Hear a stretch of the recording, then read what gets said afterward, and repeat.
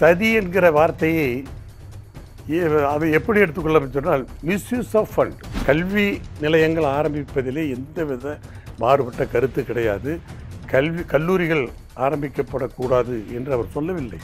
இப்பொழுது ஆரம்பிக்கப்பட்டிருக்கிற அந்த கபாலீஸ்வரர் கோயில் இந்து சமய அறநிலையத்துறை கட்டுப்பாட்டிலே இருக்கிறதா, உயர்கல்வித்துறை கட்டுப்பாட்டிலே இருக்கிறதா? ஒரு பூத்திலே இருக்கிற வாக்காளர் எண்ணிக்கையில் 30% வாக்காளர்களை கட்டாயமாக சேர்த்த வேண்டும். வீடு வீடாக செல்லுங்கள் என்று சொன்னால் இவர்கள்தான் தேர்தலை கண்டு பயப்படுகிறார்கள். முழுக்க முழுக்க கட்சி பணி தான். அதுக்கு யாரை பயன்படுத்துகிறாங்க? மாநகராட்சி அலுவலர்கள் செல்லுகிறார்கள், சுய உதவி குழுக்கள் செல்லுகிறார்கள், தன்னார்வலர்கள் என்ற பெயரிலே இந்த படிவத்தை கொடுத்து அரசு அலுவலர்களை கொடுத்து இவர்கள் தன்னார்வலர்கள் என்ற பெயரிலே ஆட்களை நியமித்து அதற்கு அரசாங்க பணத்தை செலவு செய்து இவர்கள் எல்லாம் இந்த பிரச்சாரத்தை செய்கிறார்கள் என்று சொன்னால் இதுதான் மிஸ்யூசிங் ஆஃப் பவர். விண்ணப்பங்களை கொடுத்து உங்களுக்கு அடுத்த மாதத்திலிருந்து 1000 ரூபாய் வரும் என்று சொல்வது தேர்தல் நேரத்திலே வாக்காளர்களுக்கு கொடுக்கிற லஞ்சத்தை விட இது ஒரு மோசமான முன்னுதாரணம். வைகோ அவர்களையும் திருமாவளவன் அவர்களையும் உள்ளபடியே பெருமையாக பேசிக் கொண்டிருந்தார். ஆனால் அப்படிப்பட்ட என்னுடைய புரட்சித் தலைவி அம்மா அவர்களை பார்த்ததே என்னுடைய அரசியல் பிழை என்று சொல்லுகிறார் என்று சொன்னால், ஊழலை விட மதவாதம் கொடியதல்ல என்று சொன்னவர் கலைஞர் கருணாநிதி அவர்கள். நாளை நமது நேயர்களுக்கு அன்பான வணக்கம். நம்மோடு அண்ணா திராவிட முன்னேற்றக் கழகத்தினுடைய அமைப்பு செயலாளரும் முன்னாள் அமைச்சருமான திரு செம்மலை இணைந்திருக்காங்க. வணக்கம் சார். வணக்கம். 2026 சட்டமன்ற தேர்தல் எப்போதும் இல்லாமல் இப்போ என்ன 8 மாதத்துக்கு முன்னாடியே ஸ்டார்ட் பண்ணியிருக்கீங்க பிரச்சாரத்தை? அதாவது நேற்றைக்கு கூட மாண்புமிகு அமைச்சர் உதயநிதி அவர்கள் நாங்கள் 6 மாதத்துக்கு முந்தைய தேர்தல் பிரச்சாரத்தை துவக்கிட்டோம் அப்படிங்கிறார்.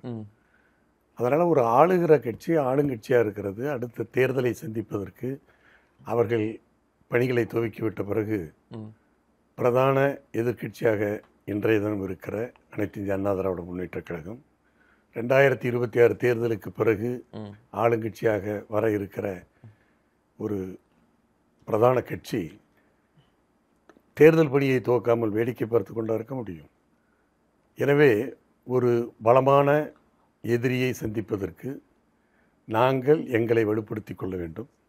எனவே அந்த பணியிலே நாங்கள் இப்பொழுது ஈடுபட்டு இப்பொழுது எங்களுடைய பொதுச் செயலாளர் எடப்பாடியார் அவர்கள் மக்களை சந்திக்கிற அந்த எழுச்சி பயணத்தை மேற்கொண்டிருக்கிறார். அந்த எழுச்சி பயணத்தினுடைய முழக்கம் மக்களை காப்போம், தமிழ்நாட்டை மீட்போம் என்கிற அந்த முழக்கத்தோடு சுற்றுப்பயணத்தை கோவையிலே தொடங்கி நேற்றைக்கு இன்றைக்கு விழுப்புரம் மாவட்டத்திலே அந்த தேர்தல் பிரச்சாரத்தை செய்து கொண்டிருக்கிறார். பிரச்சாரம் செய்யும் போது தமிழ்நாடு அரசு என்னெல்லாம் செஞ்சிட்டு இருக்கு, அதில் என்ன தவறுகள்லாம் இருக்கு, என்ன கான்ஸ்பிரசி இருக்கு, என்ன சதி நடந்திருக்கு அப்படின்னு சொல்றதுல அறநிலைத்துறையிலிருந்து கல்லூரி ஆரம்பிக்கிறாங்க. அதுல என்ன சதி நடந்திருக்கு அப்படின்னு அதிமுக பொதுச்செயலாளர் நினைக்கிறாரு. அதாவது அறநிலையத்துறை சார்பாக அல்லது அந்த துறையின் மூலமாக கல்லூரிகள் ஆரம்பிப்பதிலே தவறில்லை, பள்ளிகள் ஆரம்பிப்பதிலே தவறில்லை, மருத்துவமனைகள் போன்ற மக்களுக்கு உதவக்கூடிய வகையிலே எதையும் நிறுவலாம். ஆனால் திமுக கூடாது. இல்லை ஐயோ அதுக்கு இல்லை, யார் வேண்டாலும் எந்த ஆட்சியில் வேண்டுமானாலும் அதை துவங்கலாம். இப்பொழுது பிரச்சனை என்னவென்று சொன்னால், அப்படி அறநிலையத்துறை மூலமாக துவக்கப்படுகிற கல்லூரிகள் அந்த அறநிலையத்துறையின் கட்டுப்பாட்டிலே தான் நடக்க வேண்டும். அதற்கென்று சட்டத்திட்டம் இருக்கிறது, விதிமுறைகள் இருக்கிறது. எனவே அறநிலையத்துறை மூலமாக மற்ற கோயில்களிலே வருகிற வருமானத்தை ஒரு கல்லூரி ஆரம்பிக்க பயன்படுத்துகிற போது அந்த கல்லூரியோ பள்ளியோ அந்த அறநிலையத்துறை கட்டுப்பாட்டிலே இருக்க வேண்டும். ஆனால் இப்பொழுது எழுந்திருக்கிற பிரச்சனை, இப்பொழுது சமீபத்திலே குளத்தூரிலே ஆரம்பித்திருக்கிற அந்த கபாலீஸ்வரர் கல்லூரி அறநிலையத்துறைக்கு அந்த அதிகாரத்திற்கு உட்பட்டு இருக்கிறதா அல்லது உயர்கல்வி என்கிற அந்த கல்வித்துறைக்கு உட்பட்டு இருக்கிறதா என்பதுதான் பிரச்சனை. கல்வித்துறையினாலே அது உயர்கல்விக்கு கண்ட்ரோல்ல தான் இருக்கும். இதுல என்ன அறநிலையத்துறை கட்டுப்பாடு உயர்கல்வி? ஆமாம், அதாவது அறநிலையத்துறை மூலமாக ஆரம்பிக்கிற கல்லூரிகள் உயர்கல்வித்துறை கட்டுப்பாட்டுக்கு செல்லக்கூடாது. காரணம் இந்த இந்து அதாவது இந்து சமய அறநிலைத்துறை மூலமாக ஆரம்பிக்கப்படுகிற கல்லூரிகளில் அதாவது விரிவுரையாளர்களை நியமிப்பது, மாணவர் சேர்க்கைகள் மற்ற கல்லூரிகளுக்கும் அரசு கல்லூரிகளுக்கும் மாறுபட்டது. ஓகே, இதெல்லாம் ஹச்ஆர்என்ஸ் தான் பண்ணுவாங்க. ஆமாம், அதாவது ஒரு குறிப்பிட்ட மதத்தை சார்ந்தவர்கள் அல்லது அந்த விரிவுரையாளர்கள் மாணவர் சேர்க்கையை கூட மற்ற கல்லூரிகளுக்கு வித்தியாசப்படுகிறது. அது இங்கே பின்பற்றப்படுகிறதா என்பது ஒரு கேள்வி. அதைத்தான் எங்களுடைய பொதுச் செயலாளர் கேட்டார். அதாவது இன்னும் நேற்றைக்கு கூட அந்த இந்து சமய அறநிலையத்துறை அமைச்சர் மாண்புமிகு சேகர்பாபு அவர்கள் விளக்கம் சொல்லுகிற போது கூட இன்னும் அதற்கு தெளிவான பதில் இல்லை. ஆனால் எங்களுடைய பொதுச் செயலரை பார்த்து புரியாமல் பேசுகிறார் என்று சொல்லுகிறார். அவர் புரிந்துதான் பேசுகிறார். அவருடைய கேள்வி இவர்கள் புரிந்து கொள்ளாமல் இன்றைக்கு தெளிவான ஒரு விளக்கத்தை சொல்லவில்லை. இப்பொழுது நான் உங்கள் ஊடகத்தின் மூலமாக கேட்க விரும்புவது, இப்பொழுது ஆரம்பிக்கப்பட்டிருக்கிற அந்த கபாலீஸ்வரர் கல்லூரி இந்து சமய அறநிலைத்துறை கட்டுப்பாட்டிலே இருக்கிறதா அல்லது உயர்கல்வித்துறை கட்டுப்பாட்டிலே இருக்கிறதா? இதற்கு தெளிவு வேண்டும். அந்த தெளிவான அந்த விளக்கம் இல்லை.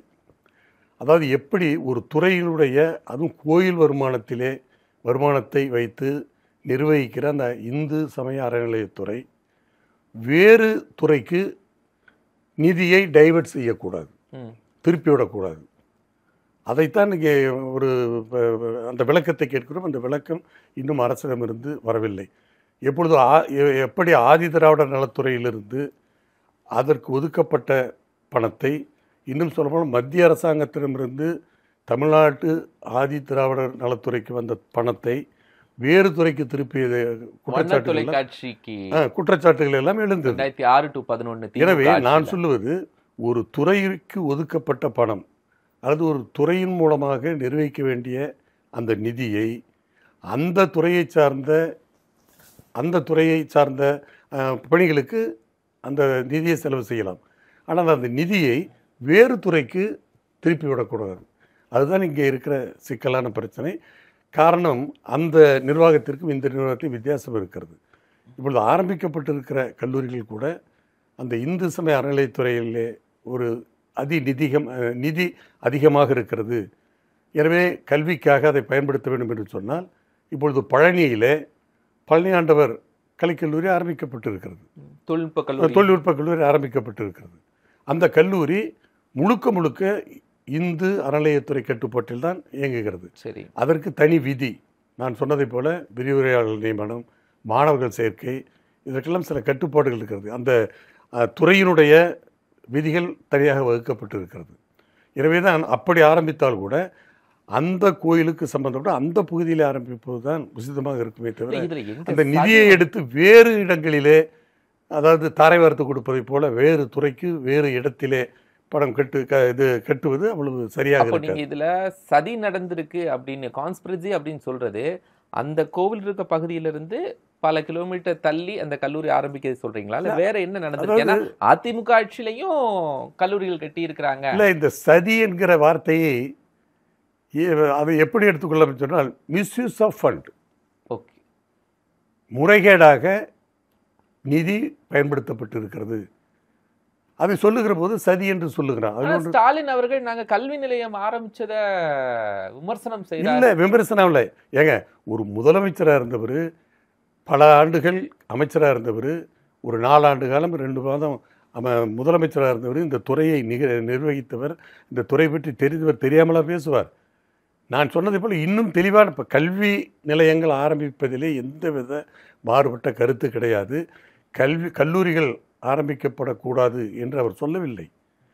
அதை இந்த நிதியிலிருந்து, அதாவது அதற்கென்று ஒரு துறை இருக்கிறது, அந்த துறையின் மூலமாக கல்லூரி ஆரம்பிப்பதை விட்டுவிட்டு வேறு துறையில் இருக்கிற நிதியை இதற்கு பயன்படுத்துகிற போது எங்களுடைய பொதுச் செயலர் தெளிவாக கேட்பது, இப்பொழுது கல்லூரி ஆரம்பிக்கப்பட்டு விட்டது, கோயில் நிதியிலிருந்து ஆரம்பிக்கப்பட்டு விட்டது, கபாலீஸ்வரர் கோயில் நிதியிலிருந்து ஆரம்பிக்கப்பட்டது. சரி, ரைட், இதோடு பிரச்சனை முடிந்து விடவில்லை. அடுத்தடுத்து அந்த கல்லூரியுடைய வளர்ச்சிக்கு செலவு செய்ய வேண்டும். ரெக்கரிங் எக்ஸ்பெண்டிச்சர் என்று சொல்வார்கள், தொடரிட செலவு.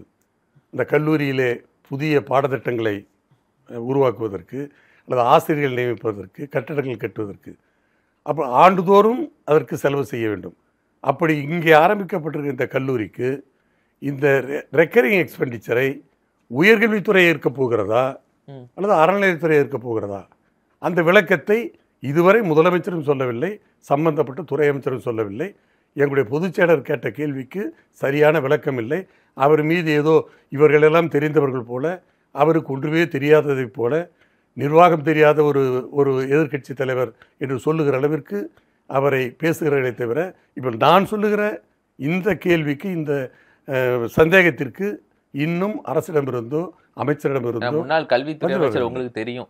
ஆமாம், அதுதான் சொல்கிறேன். அதாவது fund should not be misused, fund should not be diverted. சரி, நீங்க கல்வித்துறை அமைச்சரா இருந்தீங்க இல்லையா? உயர்கல்வி, பள்ளி கல்வி, மருத்துவ கல்வி எல்லாமே உங்க கண்ட்ரோல்ல தான் இருந்துச்சு.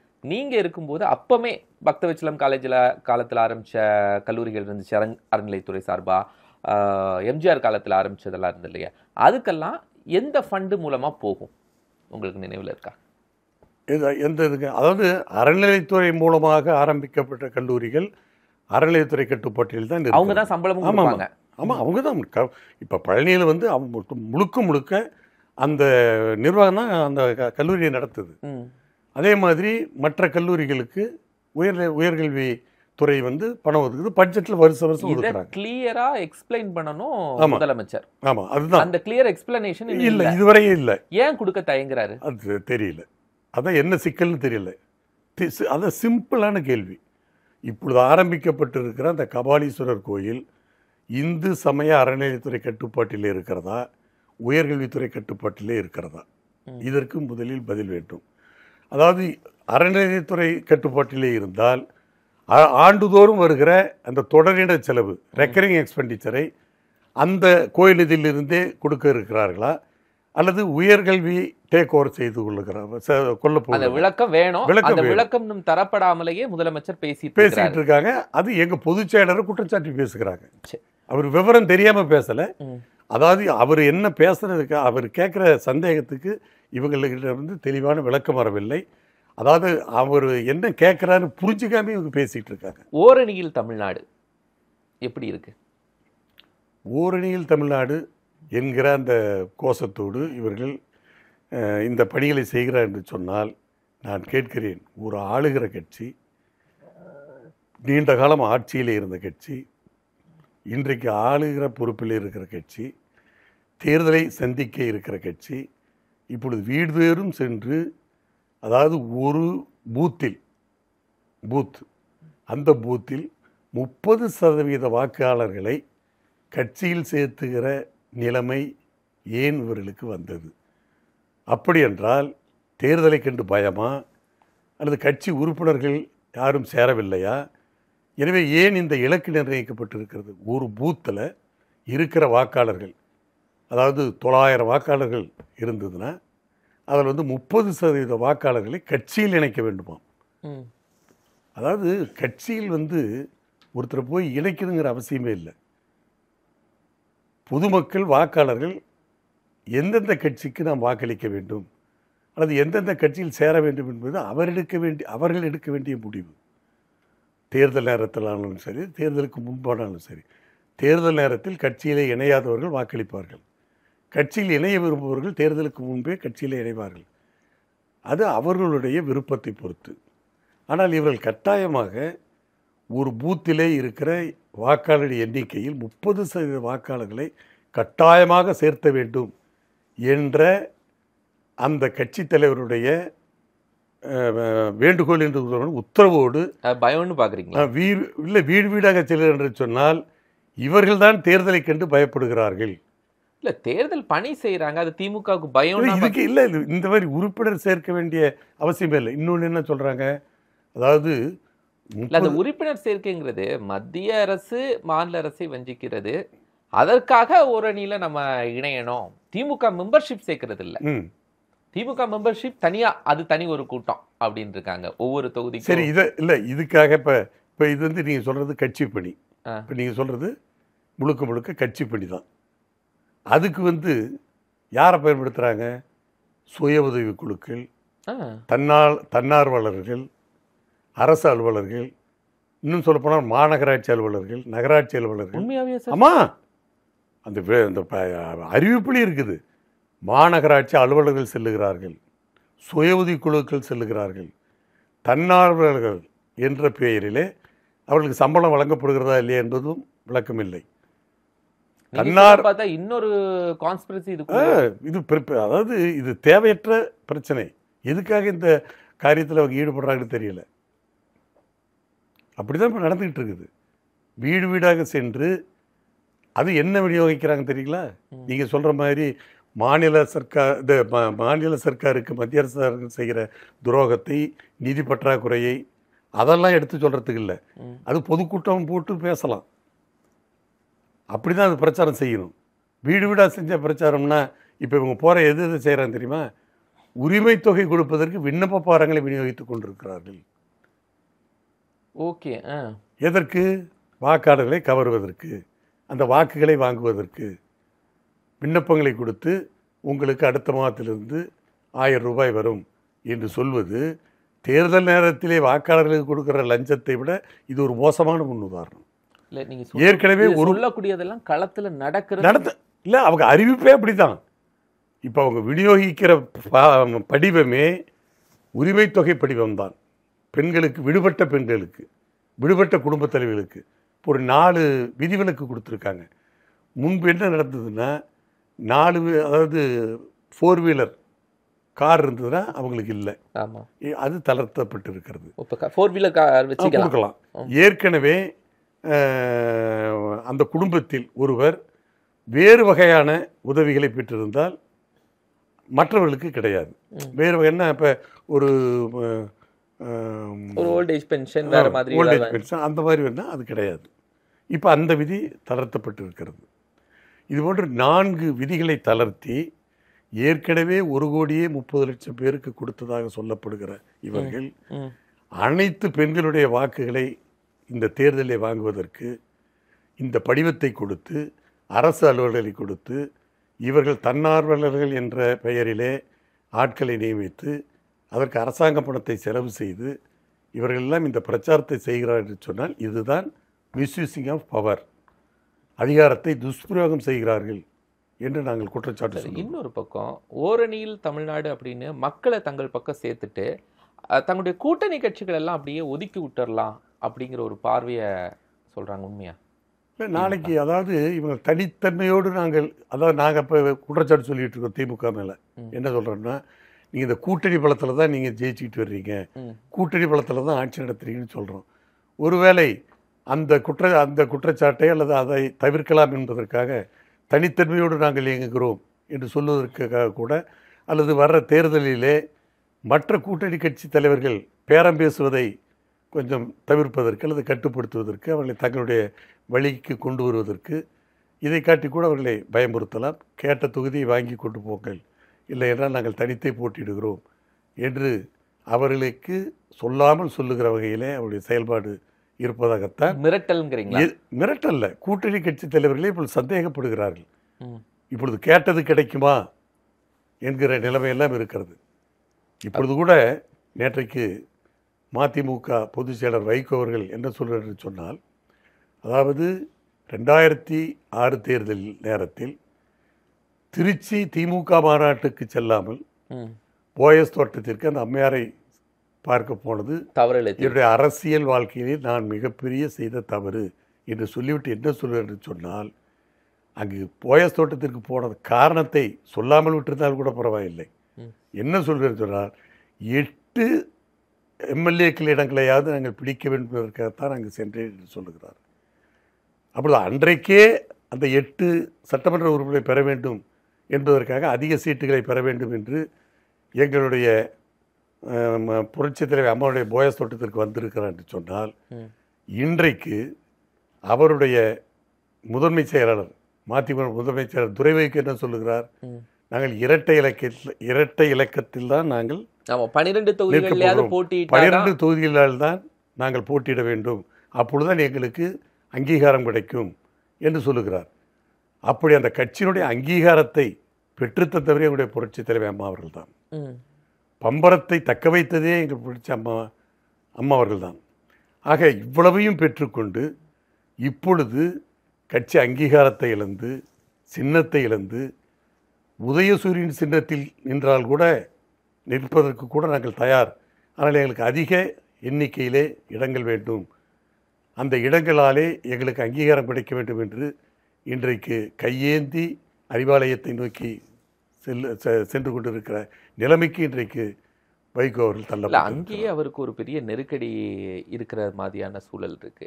இப்போ வைகோ போன்றவர்கள் 2006 நீங்க நல்லா ஞாபகப்படுத்துறீங்க, 9 இடங்கள்லயாவது ஜெயிக்கணும் அப்படின்னு. அப்ப 35 இடங்கள் கொடுத்தாங்க ஜெயலலிதா.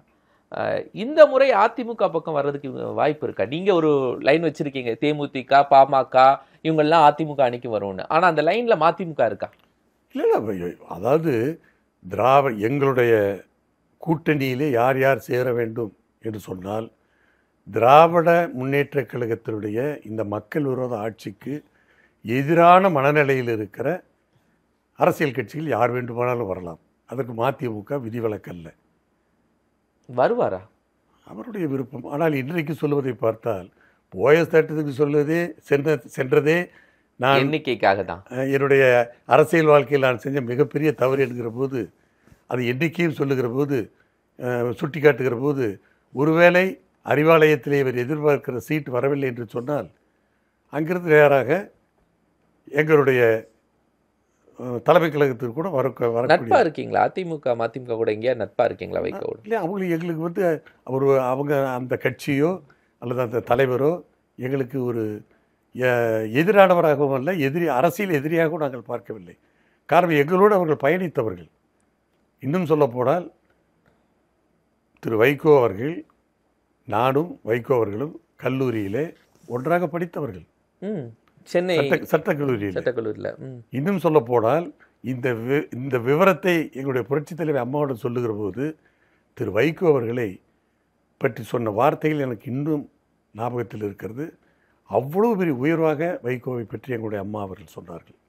2011 அந்த அவங்க கேட்ட இடங்கள் பிரச்சனை வருகிற போது கூட அன்பு சகோதரருக்கு அப்படின்னு இவங்க எழுதிய கடிதம் அப்படிங்கிறதெல்லாம் ரொம்ப நெஞ்சுருகிற மாதிரி. உண்மையிலேயே எங்களுடைய புரட்சித் தலைவர் அம்மா அவர்கள் வைகோ அவர்களையும் திருமாவளவன் அவர்களையும் மிகவும் மதித்தார். அவருடைய திறமை, அவருடைய சக்தி, அவருடைய ஆற்றல், அவருடைய அந்த அரசியல் நிலைப்பாடு உள்ளபடியே பெருமையாக பேசி கொண்டிருந்தார். ஆனால் அப்படிப்பட்ட எங்களுடைய புரட்சித் தலைவர் அம்மா அவர்களை பார்த்ததே என்னுடைய அரசியல் பிழை என்று சொல்லுகிறார் என்று சொன்னால், பாய்ஸ் கார்டன் தான் சொன்னார். இல்லை, அப்போ பாய்ஸ் கார்டனில் யாரை போய் பார்க்க முடியும்? எங்கள் அம்மா தானே பார்த்துருக்க முடியும். அது 8 சீட்டுக்காக தானே போயிருக்கிறாரு. அப்படிப்பட்ட அல்ல, அதிக சீட்டு கொடுத்தோம், 35 இடங்கள் இல்லைங்க, அவ்வளவு உயர்ந்த இடத்தில் வைத்தாங்க. இப்போ தேமுதிக எடுத்துக்க, இன்னைக்கு எங்களோட கூட்டணி போட்டு ஒரு எதிர்கட்சி வரிசையில் உட்கார வைத்தார் அல்லவா எங்களுடைய புரட்சித் தலைவர் அம்மார்கள். அப்படிப்பட்டவரை, மதிமுகவுக்கு அங்கீகாரம் பெற்று தந்தவரை, பம்பரம் சின்னத்தை தக்க வைத்தவரை பார்த்து இன்றைக்கு அவர் நன்றியோடு இருக்க வேண்டுமே தவிர இப்படிப்பட்ட வார்த்தைகளை அவர் சொன்னது உள்ளபடியே எனக்கே வேதனையாக இருக்கிறது. அப்படி அவர் சொல்லியிருக்க கூடாது. திமுகலேருந்து எல்லா அணிகளும் நீங்கள் பிஜேபியோட கூட்டணியில் இருக்கிறதுனால வரதுக்கு சங்கடமாக இருக்கும், வரும் நீங்கள் எதிர்பார்க்கீங்களா பிஜேபி இருக்கும்போது? இல்லை, அதாவது நான் கேட்கிறேன், 1967 தேர்தல் எண்ணி பாருங்கள். அண்ணா அவர்கள் கூட்டணி அமைத்தார். அவரோடு யார் சேர்ந்தார்கள்? சுதந்திர கட்சி சேர்ந்தது, ராஜாஜி சேர்ந்தார். முதலாளிகளுக்கான கட்சி. ஆமாம், முதலாளிகளுக்கான கட்சி. கம்யூனிஸ்டை இணைத்தார், தொழிலாளர்களுக்கான கட்சி. அப்படி சேர்ந்து அந்த தேர்தலை சந்திக்கிற வரை, அந்த நோக்கத்தை அடைகிற வரை, அந்த இலக்கை அடைகிற வரை அந்த தேர்தலை சந்தித்து தேர்தலை வெற்றி பெற்று அண்ணா அவர்களை ஆட்சி அமைக்க அனுமதித்து இன்றைக்கு அவர்கள் விஜய் அதிமுகவை விமர்சிக்க மாட்டேன் அப்படிங்கிற மாதிரி ஒரு முடிவில் இருக்காரு. காரணம் என்ன? இப்போ நாங்கள் எதிர்கட்சியாக இருக்கிறோம், எங்களுடைய செயல்பாட்டில் குறையில்லை. அதேமாதிரி 4 ஆண்டு காலம் 2 மாத காலம் ஆட்சி பொறுப்பில் இருந்தோம், அதிலும் அவர் எதுவும் குறை காணவில்லை. எனவே எங்களை குறை சொல்லுவதற்கான தேவை அவருக்கு ஏற்படவில்லை. அவருடைய முழு அந்த குறிக்கோள் சித்தாந்த எதிரியாக பிஜேபியை நினைக்கிறார், அரசியல் எதிரியாக திமுகவை நினைக்கிறார். எங்களை விரோதியாகவும் நினைக்கவில்லை. அப்போ நட்பாயிர வேண்டியதானே, கூட்டணி போட்ட வேண்டியதானே? வந்தால் வரவேற்போம். தேர்தலில் பிரதானமாக அதிமுக செய்யக்கூடிய விஷயங்கள் நிறைய இருக்கு. அதிமுகவும் பாஜகவும் கடைசி வரைக்கும் இதே மாதிரி இன்டாக்டா இருக்குமா? நிச்சயமாக இருக்கும். காரணம், நாங்கள் இருவரும், அதாவது பிஜேபியும் அதிமுகவும் சேர்ந்ததை அவர்களால் ஜீரணிக்க முடியவில்லை. எனவே இப்பொழுதே அவர்களுக்கு தோல்வி பயம் வந்துவிட்டது. அதனால் தான் அப்படி பேசுகிறார். காரணம், தெளிவாக சொல்லியிருக்கிறோம். எங்களுடைய கொள்கை வேறு, அவருடைய சித்தாந்தம் வேறு, எங்களுடைய கொள்கை வேறு. எனவே இந்த தேர்தலை பொறுத்தவரையில் நாங்கள் ஏன் இணைந்து சந்திக்கிறோம் என்று சொன்னால், திராவிட முன்னேற்ற கழக ஆட்சியை வீழ்த்த வேண்டும். இதுதான் இந்த தேர்தலுடைய குறிக்கோளாக, நோக்கமாக இருக்கிறதே தவிர வேறு எந்த பிரச்சனையும் எங்களுக்குள் இப்பொழுது இல்லை. காரணம், அது இப்பொழுது இதே திமுக பிஜேபியோடு சேர்கிற போது என்ன வியாக்கியானம் செய்தார்கள்? இதே கலைஞர் கருணாநிதி அவர்கள் பிஜேபியோடு சேர்ந்தபோது அவர் சொன்ன வார்த்தை, வெர்பேட்டம் அப்படியே சொல்லுகிறேன், ஊழலை விட மதவாதம் கொடியதல்ல என்று சொன்னவர் கலைஞர் கருணாநிதி அவர்கள். ஊழல்னா காங்கிரஸ். ஆமாம், அப்போ காங்கிரஸை எதிர்த்துட்டு பிஜேபியோட சேர்றாரு. அப்போ ஃபோர்வர்ட்ஸ் ஊழல் அது இது நிறையா இருந்தது. அந்த சர்க்காரி அந்த அந்த சர்க்காரியா கமிஷன் ஊழலுக்காக தான் அவங்க அங்கே போய் சேர்ந்தது காங்கிரஸோட. அதிலேருந்து விடுபடுறது. இப்போ அந்த பிரச்சனை முடிஞ்ச உடனே இந்த ஃபோர்வர்ட்ஸ் ஊழல் மற்ற பிரச்சனைகள்லாம் வரும்போது பிஜேபியோட சேர வேண்டும் என்ற எண்ணம் வந்த பிறகு பிஜேபியோடு சேருவதற்கு ஒரு காரணத்தை தேடி பிடிக்கிற போது தான் கலைஞர் அவர்கள் இதே வார்த்தையை சொன்னார், ஊழலை விட மதவாதம் கொடியதல்ல. மோடியை கூட பாராட்டி இருக்கிறார்ல. ஆமாம், சொன்னவர் அவர். அதனால் அவங்களே மதவாதம் பெரியதல்ல. இன்னொரு கூட சொன்னார் கலைஞர் முரசொலியில். இப்போ அந்த தேதியோடு நான் வச்சுருக்கேன். என்ன சொல்லிக்க தெரியுமா? அதாவது பிஜேபியின் மீது ஒரு தவறான எண்ணம் மக்கள் மத்தியிலே பரப்பப்படுகிறது. சிறுபான்மையினருக்கு எதிரானவர்கள் என்ற அந்த கோஷத்தை, அந்த செய்தியை நாம் முறியடிக்க வேண்டும். யார் முறியடிக்கணும்? திராவிட முன்னேற்ற கழகத்தினர் முறியடிக்க வேண்டும் என்கிற கருத்தை சொல்லி முரசொலியிலே அது ஒரு செய்தியாகவே வந்திருக்கிறது. அதாவது பிஜேபியை நாம் பாதுகாக்க வேண்டும். அதே மாதிரி 2001 தேர்தலில் விசிகாவும் பாஜக எல்லாம் ஒரே கூட்டணியில் இருக்காங்க. பாஜக வேட்பாளருக்காக விசிகாவும் பிரச்சாரம் செய்கிறாங்க. அதுதான் நம்ம தமிழ்நாட்டிலே என்ன பேசப்படுகிறது, என்ன சொல்கிறோம்? அரசியலில் நிரந்தரமான எதிரியும் அல்ல, நிரந்தரமான நண்பரும். ஆனால் அதிமுக அதே பிஜேபி கூட கூட்டணி வைக்கும் போது இதே திமுக விசிகாவை எதிர்க்கிறாங்க. பிஜேபியும் அதிமுகவும் சேரக்கூடாது என்பதிலே அவர்கள் குறியாக இருக்கிறார்கள். நாங்கள் சேர்ந்து விட்டோம் என்பதாலே அவர்களுக்கு இப்பொழுது பதற்றம் ஏற்பட்டு விட்டது, தோல்வி பயம் ஏற்பட்டு விட்டது. காரணம், இப்போ இந்த இரண்டு பிரதான கட்சிகள், தமிழ்நாட்டிலே பிரதான கட்சி அனைத்து இந்திய அண்ணா திராவிட முன்னேற்ற கழகம், அதே போல் தேசிய அளவிலே இன்றைக்கு ஆளுகிற கட்சி.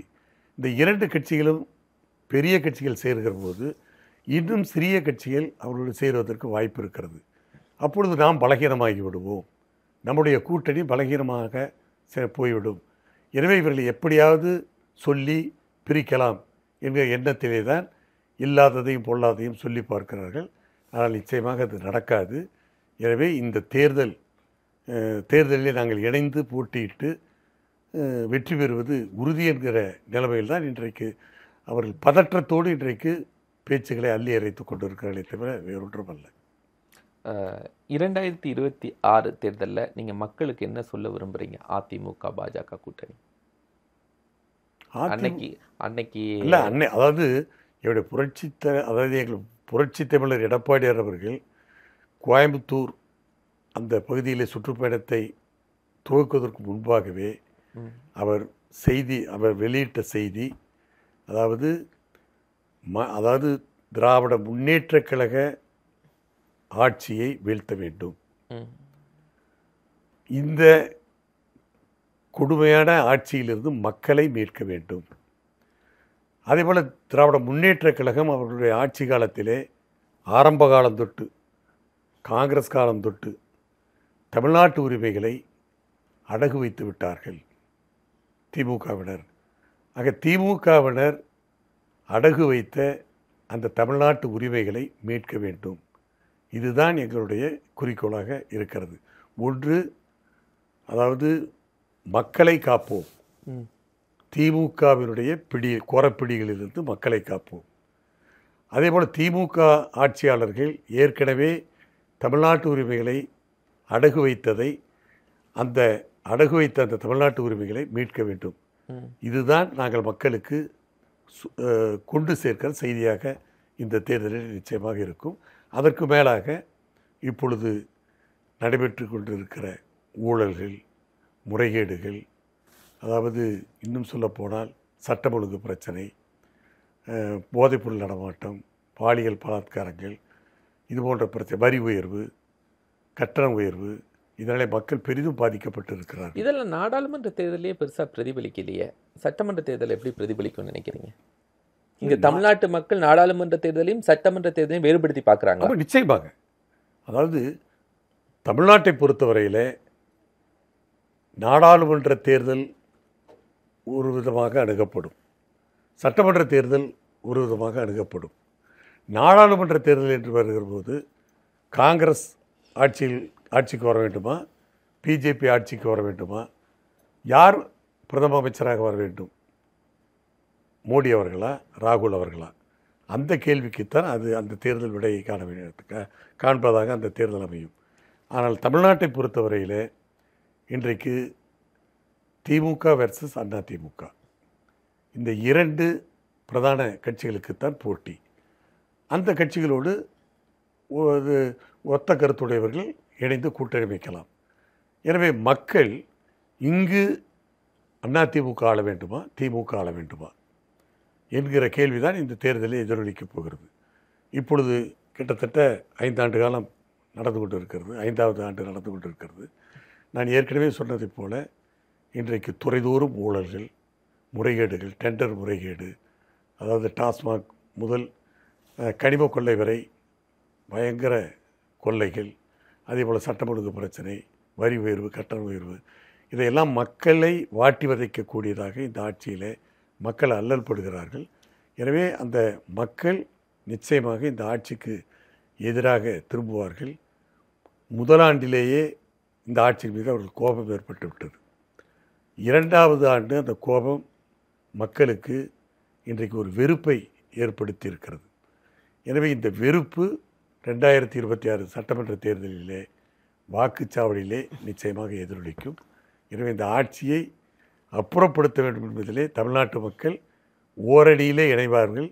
எனவே இந்த தமிழ்நாட்டை ஓரணியில் சேர்ப்பது எங்களுடைய கூட்டணியினுடைய அந்த ஓரணி எடப்பாடி அவர்களுடைய அணியாகத்தான் நிச்சயமாக இருக்கும். திமுகவுடைய இந்த தமிழ்நாடு ஓரணி என்பது நிச்சயமாக தோற்று போய்விடும். நிறைய ஆழமான கருத்துக்களை இன்றைய அரசியல் சூழலில் பதிவு செஞ்சிருக்கீங்க. நன்றி. அரசியல்ல உண்மையா என்னதான் நடக்குது தெரிஞ்சுக்க நாளை நமதே சேனலை சப்ஸ்கிரைப் பண்ணுங்க.